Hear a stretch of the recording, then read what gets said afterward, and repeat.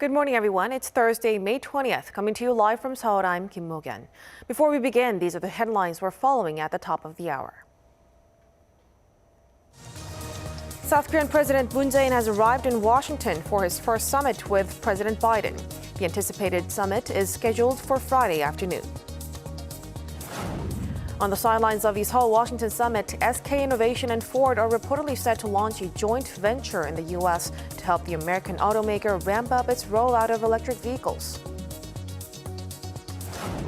And U.S. President Joe Biden warned Israel's prime minister that he's running out of patience regarding Israel's continued attacks on Gaza, but Israel says it will maintain its military campaign. Our top story this morning, President Moon Jae-in has arrived in Washington for his first summit with President Biden. He starts his official schedule Thursday local time with a visit to the Arlington National Cemetery. And after that, he'll meet with members of U.S. Congress. The highly anticipated summit is scheduled for Friday afternoon. Our senior Blue House correspondent, Kim Min-ji, starts us off. President Moon Jae-in arrived in Washington Wednesday afternoon local time ahead of his summit with President Joe Biden. He is on an official working visit from May 19th to 22nd on the invite of the U.S. leader. This is Moon's first overseas trip in over a year due to the pandemic. Beginning his official itinerary on Thursday, Moon will first visit Arlington National Cemetery to pay tribute at the Tomb of the Unknown Soldier. In the afternoon, he will visit Capitol Hill to meet with House Speaker Nancy Pelosi and other representatives. The highlight will be Friday when he holds talks with Biden at the White House. It's their first in-person meeting after 2 phone calls and a virtual multilateral summit since Biden's election victory last November. High on the agenda is COVID-19 cooperation. Key will be whether the allies will foster a vaccine partnership, with possible options including a swap or a transfer of technology. Another topic is boosting cooperation in the semiconductor and battery sectors. A South Korean business entourage, including officials from Samsung and SK, will also be in the U.S. during Moon's stay, and eyes are on whether they make any investment announcements. North Korea is also high on the list. With Washington having completed its policy review in Pyongyang, Seoul is seeking to swiftly revive the peace process on the Korean peninsula. Attention is also on whether the U.S. will seek South Korea's participation in the so-called Quad to counter China's rising influence. The summit will be followed by a joint press conference. On the same day, Moon will also sit down for talks with Vice President Kamala Harris and attend a ceremony for the construction of the Wall of Remembrance at the Korean War Veterans Memorial in Washington. On Saturday, the president will meet with the first African-American Cardinal Wilton Gregory, the Archbishop of Washington. Before returning home, Moon is expected to make a stopover at Atlanta to visit South Korean battery maker SK Innovation's factory. He will arrive back in Seoul on Sunday evening. Kim Min-ji, Arirang News. On Friday, U.S. President Joe Biden will award the Medal of Honor for the first time since taking office to an American veteran of the Korean War. President Moon Jae-in, who will be at the White House that day for his summit with Biden, will also attend the ceremony. The White House says Colonel Ralph Puckett Jr., who served in the Korean and Vietnamese wars, will receive the Medal of Honor for his bravery that went above and beyond the call of duty.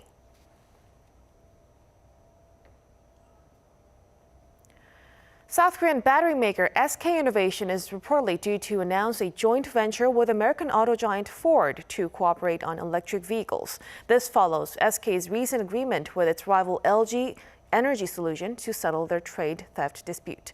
Yoon Jung-min reports. SK Innovation and Ford are reportedly set to launch a joint venture in the U.S. to help the American automaker ramp up its rollout of electric vehicles. Citing sources familiar with the matter, Reuters reports that a memorandum of understanding about the joint venture will be announced on Thursday, which may include a jointly owned plan to produce the battery cells used in rechargeable EV batteries. Talks reportedly picked up steam last month after SK Innovation agreed with LG Energy Solution to settle their disputes over LG's accusation of trade theft by paying them $1.8 billion. The dispute had put SK Innovation's yet-to-be-completed battery cell plant in Georgia at risk. SK is expected to complete construction later this year. It's also building a second plant nearby to start battery production in 2023. The company has invested $2.6 billion in the state of Georgia. Reuters expects the SK4 deal to take a similar path as General Motors, which has a battery joint venture with LG Energy, and they are building plants in Ohio and Tennessee. On Tuesday, during a visit to a Ford EV plant in Michigan, U.S. President Joe Biden called for government grants for new battery production facilities as part of a $174 billion EV proposal. He also referenced his administration's role in brokering the settlement between SK and LG. Yoon Jung-min, Arirang News. Now moving to the COVID-19 situation here in South Korea, the nation reported 646 new COVID-19 cases Thursday as cluster infections continue across the nation. Of Thursday's cases, 619 were local and 27 were from overseas. 4 more people died from the virus, raising the death toll to 1,916. As for the vaccination program, more than 1.2 million people so far have been fully vaccinated. Meanwhile, health authorities are expected to announce the nation's revised social distancing measures on Friday morning. Pundits expect the current measures to be extended for another 3 weeks. EU member states have agreed to reopen their borders to international visitors who've been fully vaccinated against COVID-19. In time for the summer, the EU explained that visitors who have completed their vaccinations at least 2 weeks prior to arrival using one of the vaccines approved by its own regulator or the WHO will be allowed in. Restrictions will also be lifted for international visitors from a list of countries considered safe from the virus. Across the Atlantic, the U.S. last week reported the lowest average COVID-19 tally since the onset of the pandemic, with around just over 31,000 new cases. Officials say it proves vaccines have been effective in the battle against the virus. The UN Security Council has urged for the expansion of access to COVID-19 vaccines for Africa. It expressed concern on Wednesday over vaccine availability for the continent, as only about 2% of all doses administered globally have reached Africa. In a presidential statement, it called for equitable access to quality, safe, efficacious, and affordable COVID-19 diagnostics, therapeutics, medicines, and vaccinations to all. It reiterated the need for developed economies to donate more vaccine doses at a faster pace to African countries in need. The statement also suggested supplying vaccines to the world's poorest countries through the COVAX facility. With Japan surpassing 700,000 COVID-19 cases, Okinawa is requesting a state of emergency to be imposed. In Europe, Hungary has extended its state of emergency until fall, causing a rift in the country's parliament. Lee Seung-jae reports. With just weeks to go until the start of the Tokyo Olympics, Japan has topped yet another grim milestone, surpassing 700,000 COVID-19 cases since the start of the pandemic. The figure comes as the country reported 5,818 new cases on Wednesday. The number of severely ill patients also rose by 58 to a record high of 1,293. Okinawa Prefecture on Wednesday also called on the central government to declare a state of emergency amid a recent surge in cases. Okinawa reported more than 200 cases in a single day for the first time. According to Okinawa Governor Denny Tamaki, the prefecture's weekly new cases per 100,000 people is at the same level as other prefectures under a state of emergency, and reiterated the need for the measures as soon as possible. Okinawa has already declared a medical state of emergency, with its local healthcare system overburdened due to a surge in patients needing hospitalization. In Hungary, the parliament on Tuesday voted to extend the state of emergency until fall, creating a framework for the government to issue orders which would have to be approved by lawmakers under normal circumstances. The opposition party is accusing the government of abusing the situation for regulations that have nothing to do with the fight against the pandemic. India continues to shatter the world record single-day death toll on a daily basis, reporting 4,529 deaths over the past 24 hours. India's total number of cases now exceeds 25 million, and the official death toll has topped 283,000. However, Scientists and local health workers say the actual figures are much higher, with some saying it may be 2 to 5 times what is being reported. 이승재, Arirang News. The International Olympic Committee says it's prepared to send medical staff to the Tokyo Olympics amid growing calls in Japan for the event to be canceled. Meeting virtually at a final coordination meeting on Wednesday, IOC Chief Thomas Bach said they have offered additional medical personnel to the Olympic Village and venues. Bach added he expects over 80% of people at the athletes' villages will be vaccinated against COVID-19. He also stressed the Olympics will be held safely. German Chancellor Angela Merkel says her country has benefited from South Korea's COVID-19 quarantine experience. The statement came in a press release Tuesday in which Merkel congratulated South Korea's new Prime Minister Kim Boo-kyum on his new role. Merkel noted South Korea and Germany have maintained friendly relations for many years. She added the fights for democracy and against climate change are common values and concerns that bind the two countries.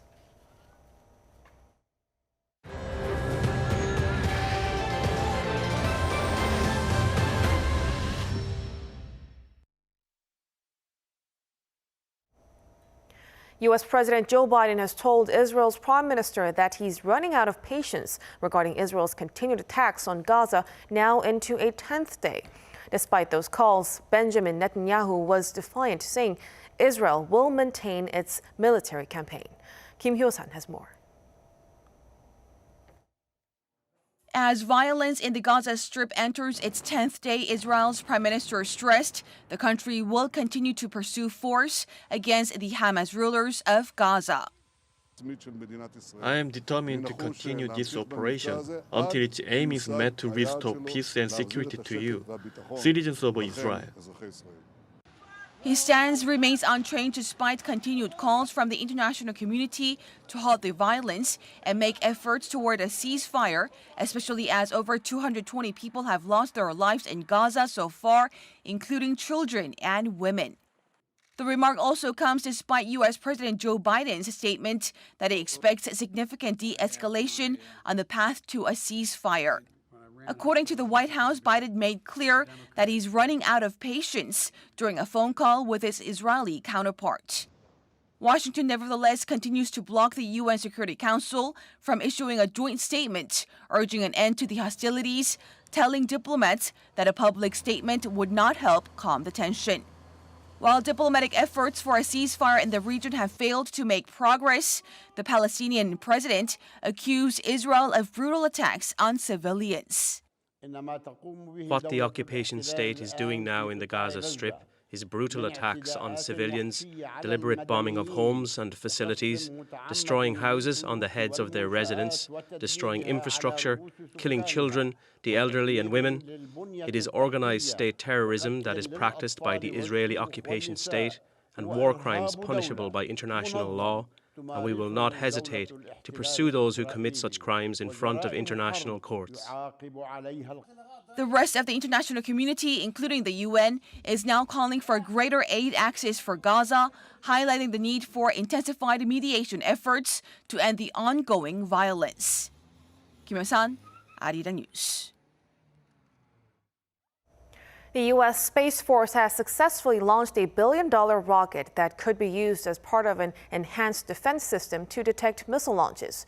The Hill reported Wednesday, citing the United Launch Alliance, that the Atlas V rocket, carrying Space Force's fifth space-based infrared system satellite GEO-5, lifted off from its station in Florida on Tuesday. Once in orbit, the new satellite, along with the 4 others, will use infrared technology and telescopes to serve as an early missile detection system. The ULA said the satellite will provide continuous surveillance to detect missile launches and provide early warning for the United States and its allies. China has unveiled the first photographs taken by its Martian rover. Chinese state television reported Wednesday that the 6-wheeled robot Zhurong took pictures displaying the landscape of a planet in the northern hemisphere of the Red Planet. The country's unmanned spacecraft touched down on the surface of Mars on Sunday, Beijing time. The rover is expected to spend around 3 months exploring the planet's surface soil and atmosphere and looking for any signs of ancient life. China is the second nation following the U.S. to successfully land and keep contact with a spacecraft on the surface of Mars. South Korea celebrated Buddha's birthday on Wednesday. The day has been a special day for many people in the country. To give you a peek into Korean temple culture, our Kim Bo-kyung shows us the cuisine, which has captivated top trainee chefs from across the world. Using fresh, natural ingredients, Buddhist cuisine is known for its simple flavors. Practicing vegetarianism, temple cuisine uses soybeans as the main source of protein and rarely uses eggs. Even some types of plants are not allowed, as Buddhists are worried that they incite people's anger and increase desire. The biggest characteristic of temple cuisine is that it doesn't use 5 herbal plants including garlic, green onions, wild chives, and asafoetida. Being types of spice, they are too pungent and take away the other ingredients' own smells and flavors. Attracted by the healthy recipes, the acclaimed culinary school Luke Gordon Blue London has decided to teach Korea's temple cuisine as part of its regular course. The school has signed an MOU with the Cultural Corps of Korean Buddhism and Korean Cultural Center UK to offer at least one Korean temple food lecture per semester as part of a plant-based culinary arts program. At the moment, in Western world, especially in UK, the vegan food is so popular. So they are so interested in cuisines from the world that use the vegetables. As you know, so the Korean temple food is very being plant-based, also using just locally grown ingredient. Venerable Pop Song, the instructor for the first lecture in late April, says she would like to further show the benefits of Korean temple food. I want to let European to-be chefs know about the Korean culture of getting ingredients directly from outdoors and eating after just simply mixing and boiling them. We do natural seasoning and the recipes are very simple. Food is the least important for practitioners, but if we need to eat, we value the ingredients' own flavor. Healthy Korean temple cuisine is becoming a bridge to let the world know more about a wider range of Korean culture, with other schools like Westminster Kingsway College contacting the Korean Cultural Center UK to host Korean cuisine workshops. Kim Bo-kyung, Arirang News. Researchers in South Korea have discovered proteins in human cells that inhibit the spread of the coronavirus. These new findings may prove vital in the development of COVID-19 treatments. Choi Min-jung has more. COVID-19 has killed more than 3 million people and infected nearly 150 million worldwide. What's causing the infection is the rapid transmission of the COVID-19 virus, and this happens when the virus binds with proteins in human cells. Until now, it has not been known exactly which proteins fuse with the virus. But researchers at the Institute for Basic Science in South Korea have identified all 109 proteins that interact with the virus. Of these proteins, they found out that 17 suppress the propagation of the virus. These proteins help prevent the virus from infecting other human cells. On the other hand, 8 proteins turned out to be helping the spread of the virus. The process by which the virus binds to the protein in the cell is a very important part of the life cycle of a virus. We found over 100 proteins which bind to the virus, of which several were found to act for or against the virus. The research team also said further research on the proteins involved in the proliferation of the COVID-19 virus will be of great help in the development of treatments. Since we can know how well the proteins bind at certain strengths, the findings will be useful for follow-up studies. In April of last year, the research team received global attention for analyzing the RNA transcript of the COVID-19 virus, the first in the world to do so. Choi Min-jung, Arirang News.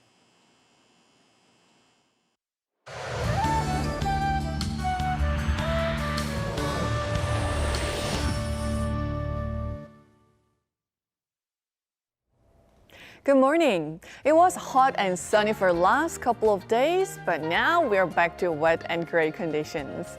Rain that started on Jeju and the south coast is spreading to the entire country.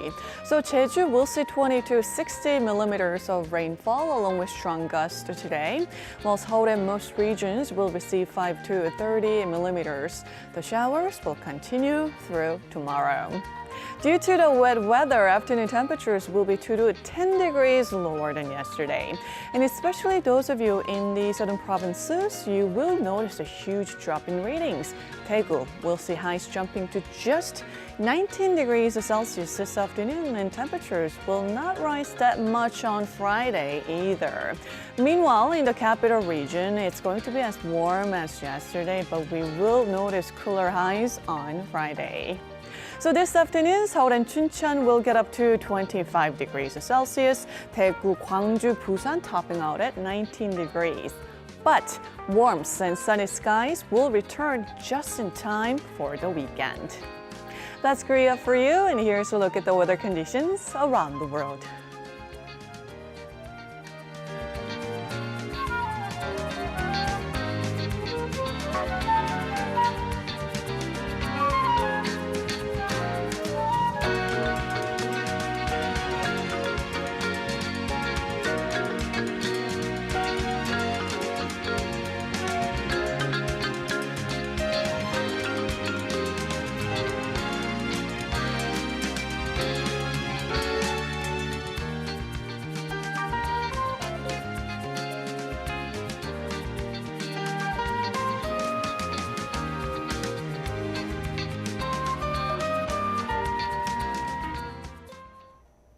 And that will do it for us at this hour on Arirang News. We'll be back with more of the day's headlines at noon Korea time, so stay tuned. Thank you for watching and goodbye.